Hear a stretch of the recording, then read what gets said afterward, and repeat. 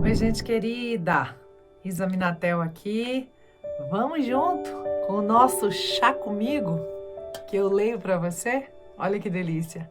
Acabando de preparar o meu chazinho. Se você estiver tranquilo, prepara o seu também. Se estiver na correria, não tem problema não. Só dá o play aí e chá comigo, que eu leio para você.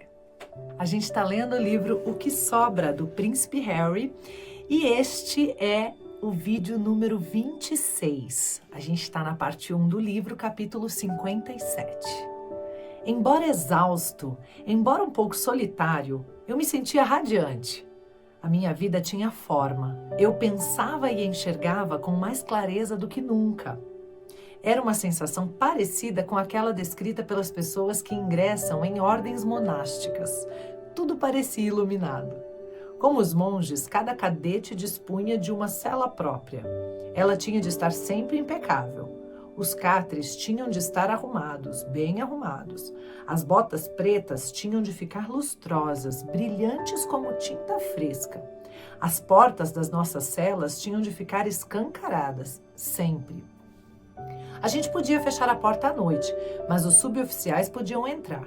E muitas vezes entravam mesmo, a qualquer hora. Alguns cadetes reclamavam muito, falta privacidade. Eu dava risada. Privacidade? O que é isso? Ao final de cada dia, eu sentava na minha cela, engraxando as botas, cuspindo nelas, escovando até reluzirem feito espelhos em que eu pudesse ver minha cabeça tosquiada. Em qualquer instituição onde eu ia parar, parecia que o ponto número 1 era um corte de cabelo tragicamente horroroso. Eu mandava uma mensagem de texto para Chelsea. Deixaram que eu ficasse com o celular por razões de segurança. Comentava como iam as coisas. Comentava que estava com saudades. Então emprestava o celular para qualquer outro cadete que quisesse mandar mensagem para sua namorada ou namorado. Aí se apagavam as luzes. Numa boa, eu não sentia mais medo do escuro. Capítulo 58. Agora era oficial. Eu não era mais o Príncipe Harry. Era o segundo tenente Gales dos Blues and Royals, o segundo regimento mais antigo do exército britânico. Parte da cavalaria do palácio, guarda-costas da monarca.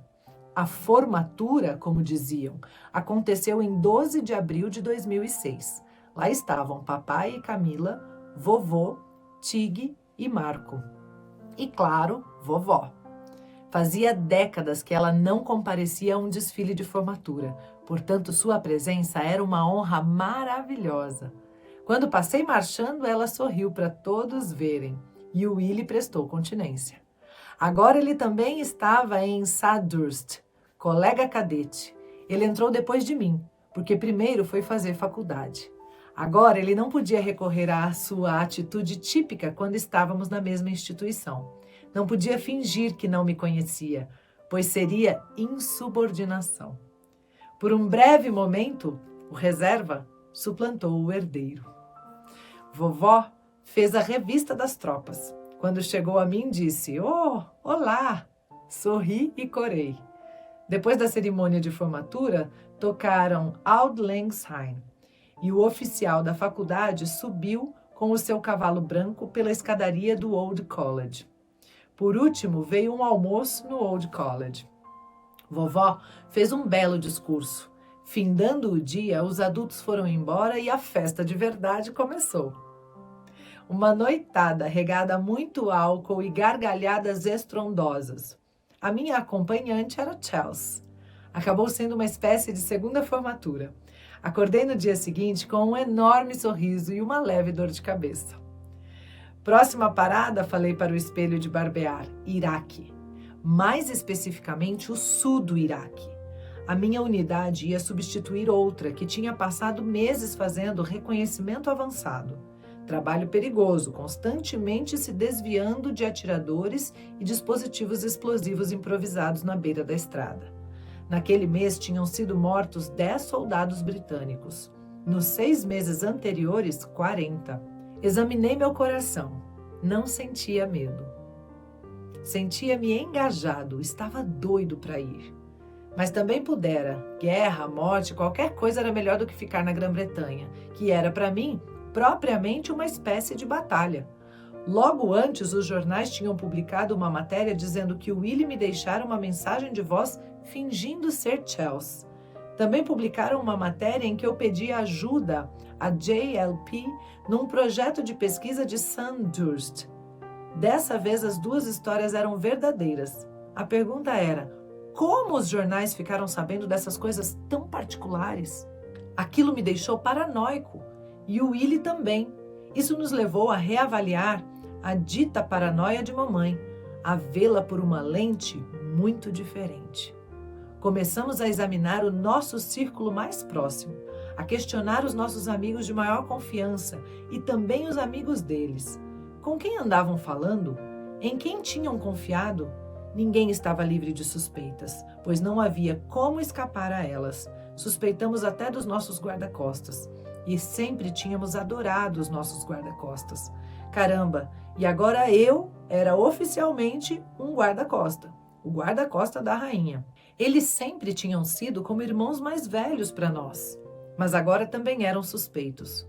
Por uma fração de segundo, suspeitei até de Marco. A suspeita pode ser tóxica a esse ponto. Ninguém escapa a ela. Havia alguém ou uns alguéns extremamente próximo de mim e de Willie passando escondido coisas para os jornais, e era preciso levar em conta todo mundo. Vai ser um grande alívio, pensei, estar numa zona de guerra de verdade, onde nada disso fará parte dos meus cálculos diários. Ponham-me, por favor, num campo de batalha onde existam regras claras de engajamento, onde exista algum senso de honra. E aqui, minha gente, finalizamos a parte 1 do livro. Olha só, chegamos à parte 2, ferido, mas sem se curvar, né? Onde a gente vai, entrar propriamente dito na atuação do príncipe Harry no exército. Então, que maravilha! Gratidão por ter a sua companhia até aqui. Eu tenho adorado os comentários que vocês têm feito em cada um dos capítulos, né, das leituras, e está sendo muito rico. Como é interessante, não é? A gente aprender com a história de vida de outra pessoa. Como é interessante a gente reavaliar os próprios julgamentos a partir de conhecer a história de vida dela sob outro ponto de vista, não é? Muito interessante. Sem mais delongas, capítulo 1 da parte 2. Vamos nós! Em fevereiro de 2007, o Ministério da Defesa anunciou ao mundo que eu estava saindo em missão para comandar um grupo de tanques leves na fronteira iraquiana, perto de Basra. Era oficial, eu ia para a guerra. O público teve uma reação peculiar. Metade dos britânicos ficou furiosa, dizendo que era pavoroso arriscar a vida do neto caçula da rainha. Reserva ou não, disseram, é insensato enviar um membro da realeza para uma zona de guerra. Era a primeira vez em 25 anos que se fazia uma coisa dessas. Metade, porém, aplaudiu. Por que Harry haveria de ter um tratamento especial?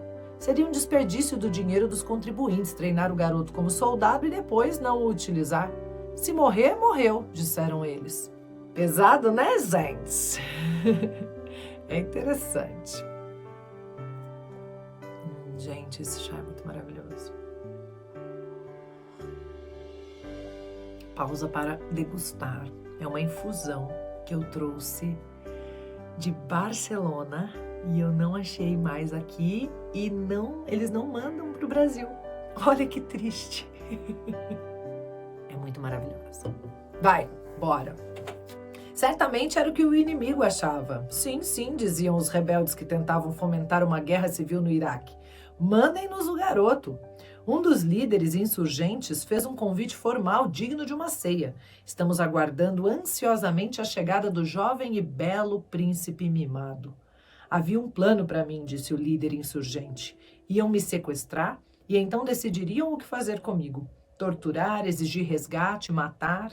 Numa aparente contradição direta a esse plano, ele concluía prometendo que o belo príncipe regressaria para a avó sem orelhas.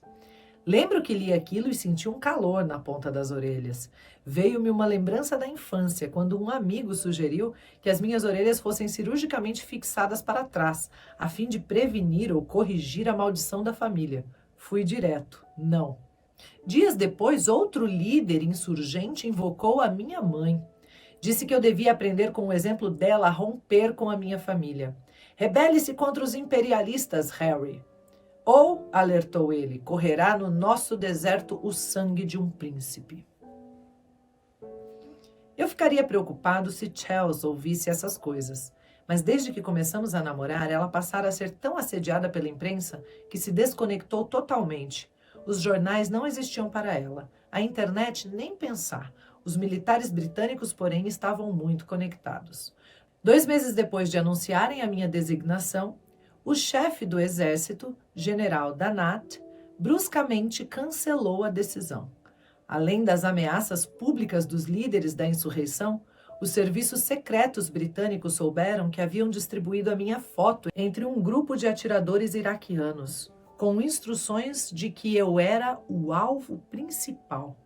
Esses atiradores eram de elite, haviam abatido recentemente 6 soldados britânicos. Assim, a missão simplesmente se tornara perigosa demais, tanto para mim quanto para qualquer pessoa que tivesse o azar de estar ao meu lado. Na avaliação de Danat e outros, eu me tornara um imã de balas. E isso, disse ele, por causa da imprensa. Na declaração pública em que cancelou a minha designação, ele criticou os jornalistas pela cobertura exagerada, pelas especulações desenfreadas que tinham exacerbado o nível de ameaça. A equipe de papai também lançou uma declaração pública dizendo que fiquei muito desapontado. O que não era verdade. Eu fiquei arrasado. Eu soube da notícia quando estava no quartel de Windsor, sentado com os meus camaradas. Demorei um pouco para me recompor e então lhes contei a má notícia. Tínhamos passado meses viajando, treinando juntos e nesse período viramos irmãos de armas. Mas agora eles estavam por conta própria. Não foi uma mera questão de lamentar por mim mesmo. Fiquei preocupado com o meu grupo. Outra pessoa teria de cumprir a minha tarefa. E eu teria de conviver para sempre com a dúvida, com a culpa. E se eu tivesse feito melhor? Na semana seguinte, vários jornais divulgaram que eu estava numa profunda depressão.